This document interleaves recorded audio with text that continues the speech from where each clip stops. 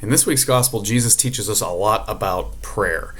He gives us some basic philosophy, if you will, behind prayer, and some specific words to say. He gives us the Our Father prayer, the Lord's Prayer.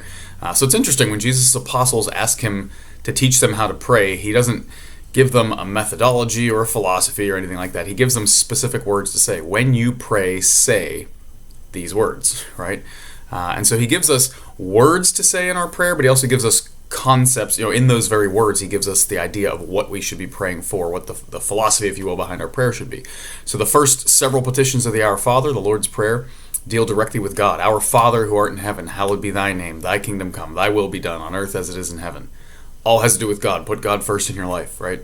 And then the next petitions all deal with us and our needs, right? Give us this day our daily bread, and forgive us our trespasses as we forgive those who trespass against us. Lead us not into temptation, but deliver us from the evil one.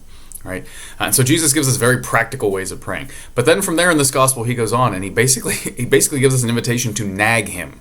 Right? The very next thing he talks about is if you go to someone in the middle of the night and you keep asking him for something, he'll give in because of your persistence. It's an invitation to nag. This is an example of how we're supposed to pray. Right? And then he points out, when you ask, seek, knock, it'll be given to you. And so he's inviting us to ask him for things. He knows what we need, but he's a good father, and he wants to hear from his children what they need and what they want. Right? And he points out, if we, fallen human fathers, know how to give our kids good things, doesn't he know how to do that even better? And so this week is an invitation to consider, what does your prayer life look like? How much do you nag God? How much do you unveil your heart to him? Because you're never actually nagging him, right? How much do we let him know what's on our heart and our mind and what we think we need and what we want? How much do we live a life in relationship with him? Because that's what prayer is.